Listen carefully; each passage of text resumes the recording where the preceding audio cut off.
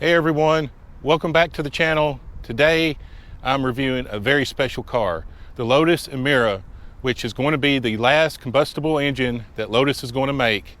This car is exotic looking, it drives like a track car, and we're going to put it through the paces and see if it's as exotic as it looks. So come on, let's go. I'm really excited about this. I've always wanted to review one of these. I've heard great things about them. And I know some of the purists are a little mixed about it, but we're going to review this today. So starting at the front, of course, you got your yellow Lotus symbol here, which always makes the Lotus stand out. You have these real aggressive grooves coming in here, which I think looks really good. The engine obviously doesn't go here. It's a mid-engine car. But I think it looks really aggressive, makes it look really exotic looking. Of course, you got your sensors down here, you got your splitter here. Coming over here, you got your LED headlamps here. The headlamps actually do look really good, and they look really good lit up. Right here, you can't see it, but it says Emira right here, which I think is pretty awesome. And this thing just sucks in a lot of fresh air, and aerodynamically sucks in this air as you're going through down here with the splitters and the spoiler. And we'll go into performance later, but it's a mean looking car. It looks really exotic, and to me it looks more expensive than what it actually is. Come over here on the sides, on the front, you got 20-inch rims right here. They're in the gloss black. You're sitting on Goodyears. And of course you see the yellow Lotus brake calipers and the very big rotors. I think it's a good look. So this particular color is a dark verdant green, and in certain light it looks kind of black. But then when you get it in the other light, you can tell that there's a green to it. It's got a little bit of metaflake to it. It's a really interesting color. I've never seen a color quite like this before. Coming over here to the side, of course, you got more venting right here, sucking in fresh air. Of course, right here, here's your door handle. It's one of those that you kind of push in right here and pop out like that. And coming around here to the back, you're still sitting on 20s right here, still the Goodyear Eagles. And of course, I just think that the rims with the black Lotus, or with the yellow Lotus and the yellow brake calipers, looks really good. Right here, you have a tag, Emira First Edition. So it's got a little one right here. And I think that that's a good little subtle touch to let you know that you've got the first edition of one of these. Coming around to the back, of course, you got more venting right here, since this is where the engine actually sits. So you got the heat extractors right here. Over here, you got Lotus right here in black, which stands out, especially with this green. Of course, you got your rear lamps here. You got more aerodynamics coming out here, and you got two massive tailpipes back here. Now, this particular model has been upgraded with a titanium exhaust, so it sounds probably louder and more aggressive than the normal Emira that you'd get from factory. But other than that, it looks really good. So that's it. I mean, this thing, I think MSRP is about 101,000. To me, this looks like a $200,000 car. It's really eye-catching when you're driving it. It really pops, people notice it, and I just think it's a very good look for Lotus. All right, now we're gonna get on the inside. All right, now we're inside the Lotus, and one of the knocks from, I guess, average car people in the past was that Lotus was very bare bones. They built their reputation as a British car company off the driving experience. So inside was pretty bare bones. Everything was made lightweight to make the car faster, quicker, and so it's very minimalistic. And even sometimes you could say shoddy materials, if you will. But the car enthusiasts loved it. So with this particular car, with the Emira, they've actually upgraded the interior quite a lot. You have the racing steering wheel with the nice leather. Of course, you got Lotus right here, Emira right here. Got nice speakers right here with the KIF speakers. Leather, white stitching. You got a full digital gauge cluster that changes depending on what mode you're in, whether it's normal, sport, or track. And you'll see that in the B-roll. You can even, on the digital gauge cluster, look at your G's, your gauges, like power, torque, and boost, and even how much downforce you're generating. And they do have the full digital infotainment center here, which you can go in and track times, performance, Android Auto, you know, Apple CarPlay, whatever you got, tire pressure, trip statistics. So I wouldn't recommend taking a long trip in this car. For performance, of course, you got your max G's, your power. So and they still have knobs, right? So you got your knobs for your fans, you got your knobs for your AC, your venting, radio, and everything. So they definitely upped the game as far as the way the interior is. It's a lot nicer than it used to be. And of course, coming up here is all, you know, softer materials, stitched. You got your Emira first edition tag right here. This is a 6-speed manual, so the gear shift looks nice, has a good feel to it. And of course, you got the little red flip up like you're in a jet cockpit for the start stop for the engine. And of course, you got a little bit of storage with USBs, and you got your car charger right there, so, or your wireless charger. So overall, it's actually pretty nice, and the seats are comfortable. They are automatically adjustable, though it is a little tight over here.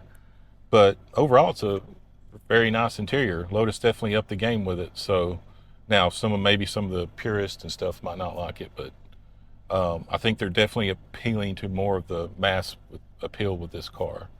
So, and as far as the steering, I mentioned earlier, they're using a hydraulic steering instead of the normal electrical steering that most people use.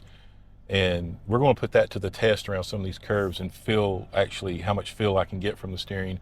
And if I can tell the difference between this steering versus the normal electrical steering. So that's one of the things I'm definitely interested in, since this is designed to be a track car.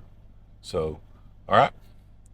That's pretty much the interior, and we're going to get ready and we're going to talk about the engine and the performance.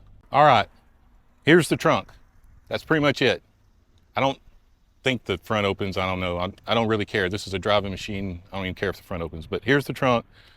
Stores my stuff, maybe a small carry-on, definitely not a golf bag, not a lot of trunk space, but who cares? It's a Lotus. You're not buying it for trunk space. Here is the heart of this beast. It's a Toyota-based engine. It's a supercharged 3.5 liter V6, cranking out 400 horsepower and 310 pound-feet of torque. 0 to 60 is in about 4.2, 4.3 seconds.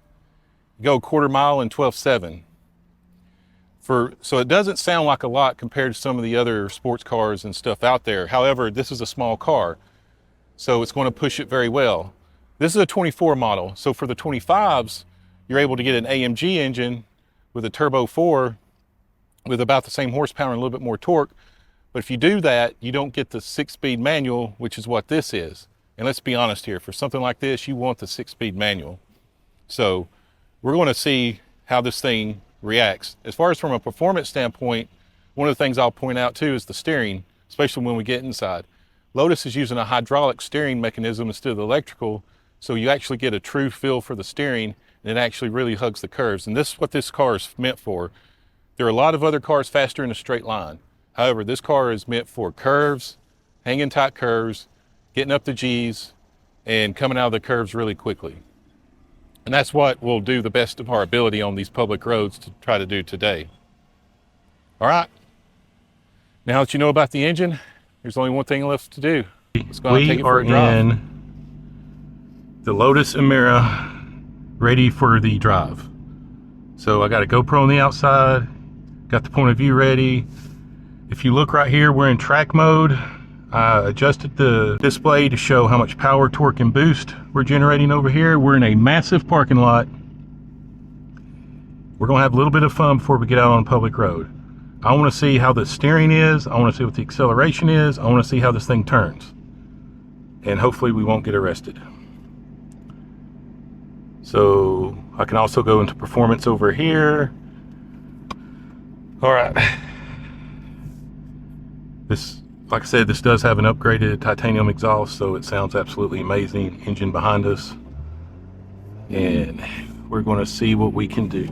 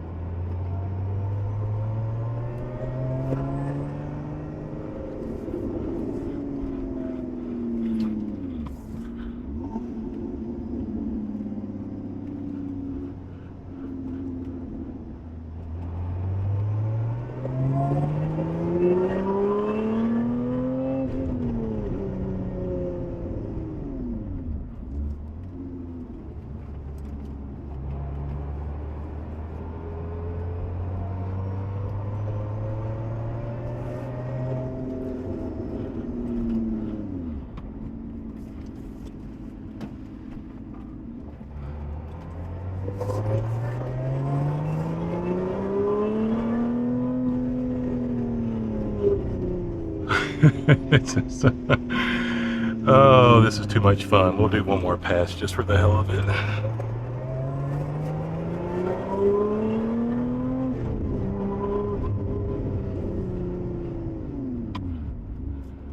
If anybody wants to sign me up for a Formula One contract or IRL contract, just email me.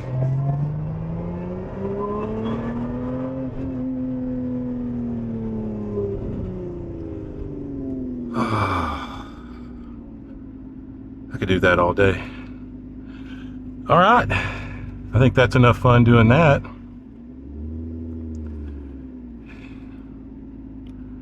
I was so busy keeping up where we were going, I didn't even look at the gauges to see how much boost, power, or torque we were generating. So now it's time to get out to the real world driving.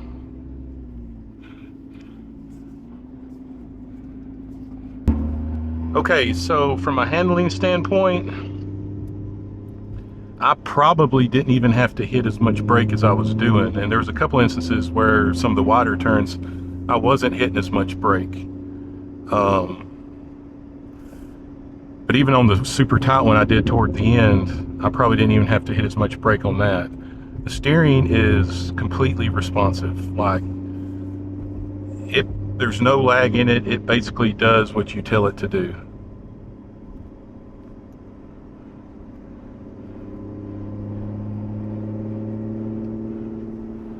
As far as inside the ride, the seat's comfortable once you get in here. I'm not going to lie, getting in and out, especially if you're a larger individual. I'm 5'11", 205, 210. It can get a little,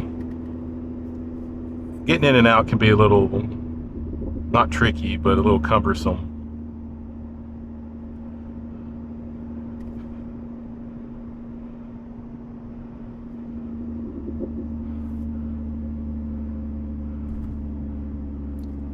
But once you're in here, it's actually, the seats are very comfortable.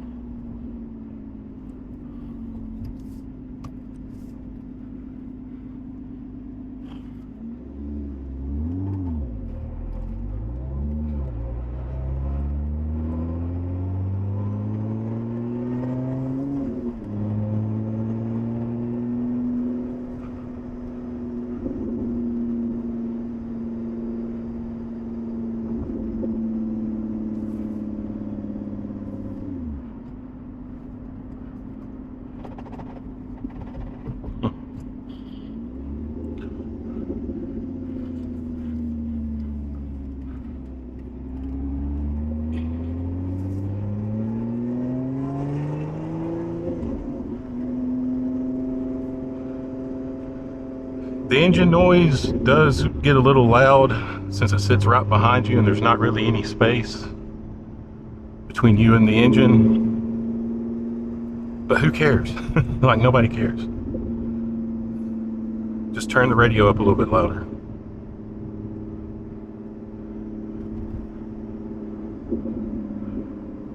I try to take it a little bit slower through this area because occasionally there are cops through here.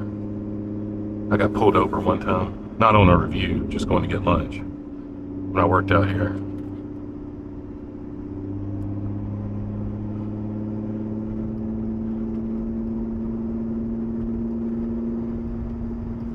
We're still in track mode. Let's see.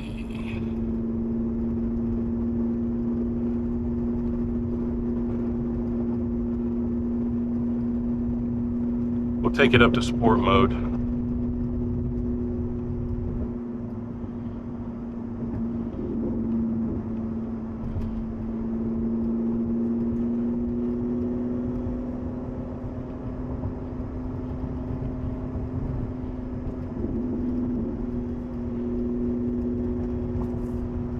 The digital display did change, and it changes from whether you're in normal, sport, or track. One of the things I forgot to point out about the steering wheel too is you do have your racing marker up top, so you know which way is always forward.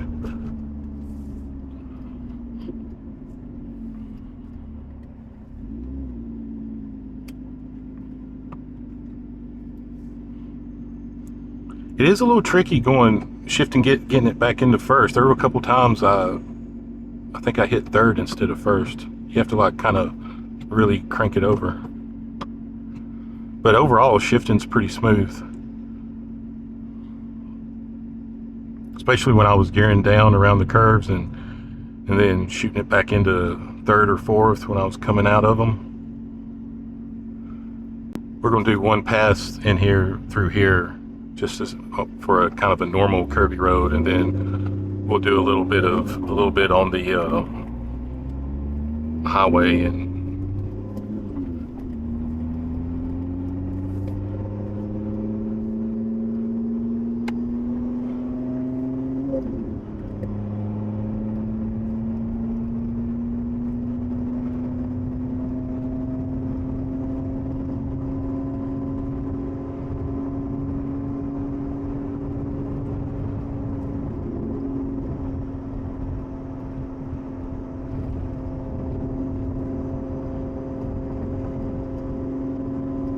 yeah, the steering on this thing is amazing.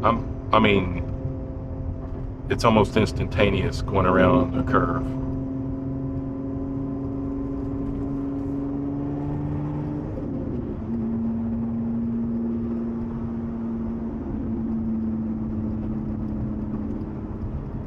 Now, as far as feeling everything on the road, you definitely feel everything on the road. This isn't a touring car that soaks up all the bumps.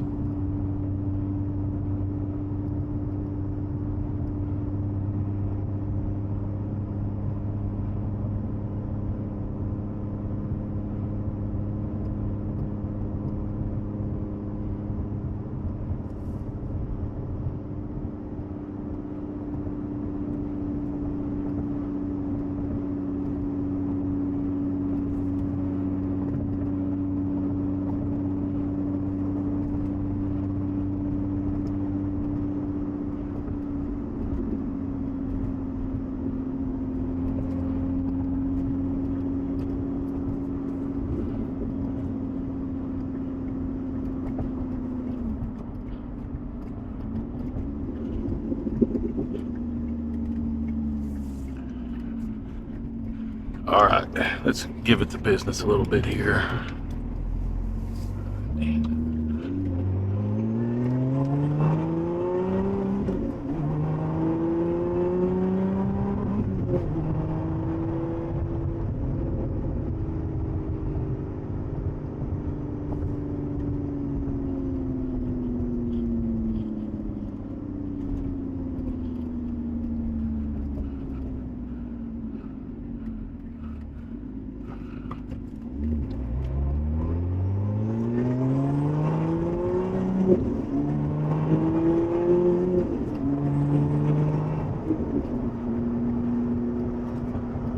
What do you think?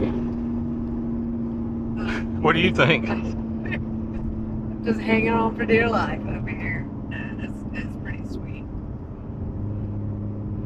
When you're not much of a car person, but then you're like really impressed by a car. Yeah. Or just my awesome driving skills. Yeah.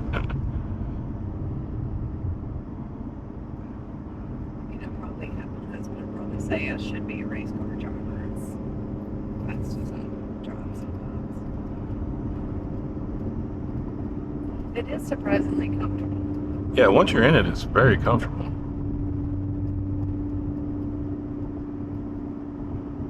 All right, so now, before my cameras overheat, because it's hotter than 4 hells here in Alabama, I'm going to get out on the highway and get up to about a 70-75 cruising speed and see how it does on that.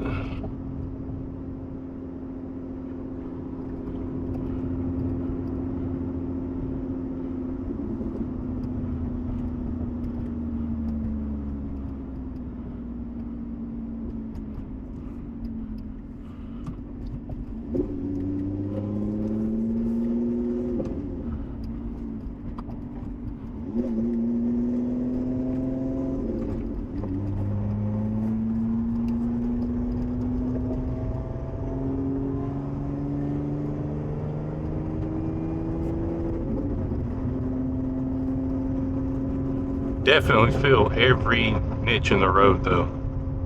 Like any little hole, any little crack.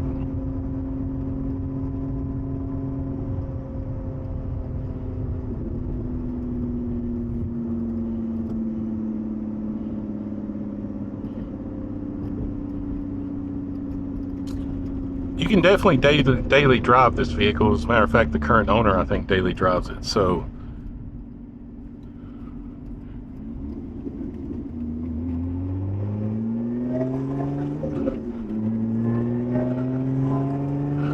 now let's see if we can safely get up to merging speed.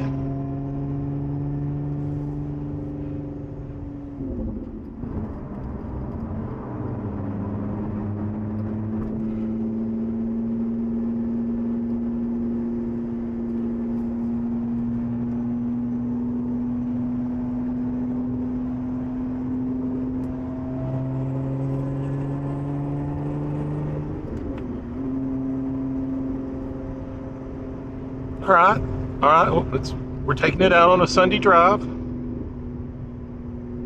Just cruising, doing 70.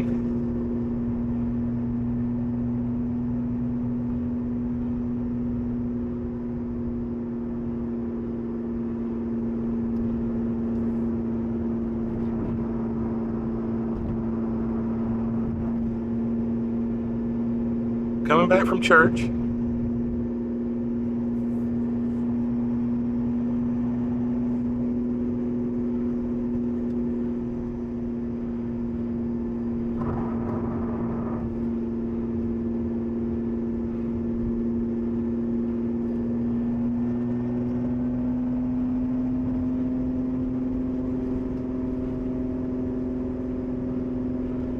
I think the biggest thing would be for a lot of people is getting used to the engine noise and the exhaust noise so close behind you.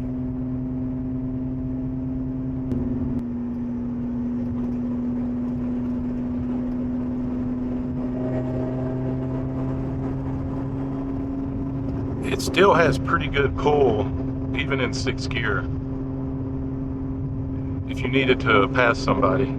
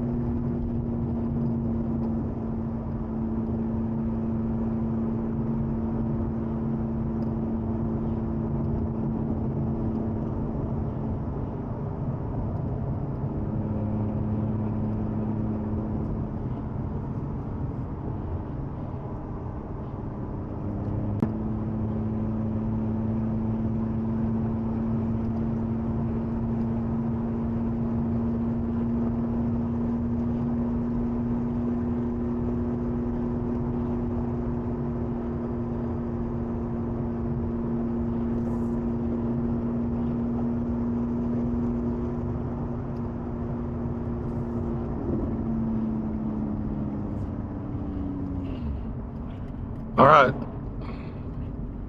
we're going to do one more pull to see how quickly we can get up to merging speed, and then I think we're going to call it. I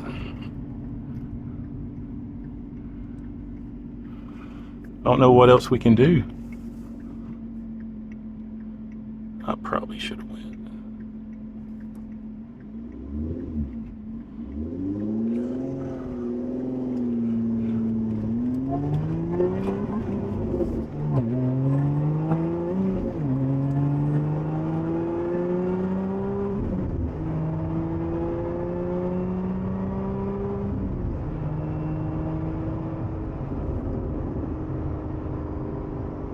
It actually has red lights that light up on the digital display that tell you when to shift, that you have to shift.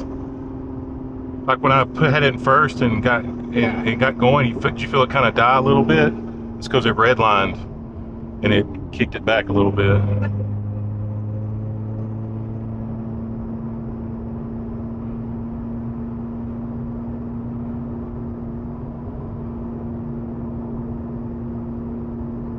What does this get up to?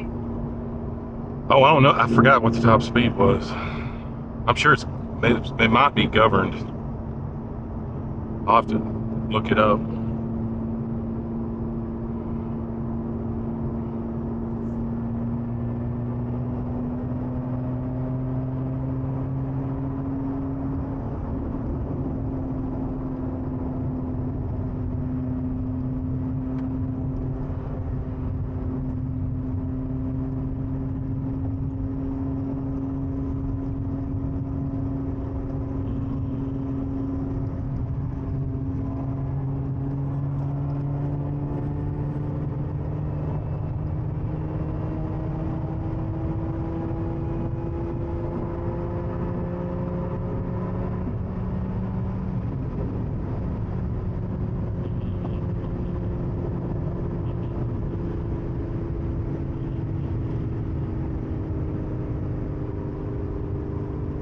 I don't know what it will get up to, but we got it up to 105.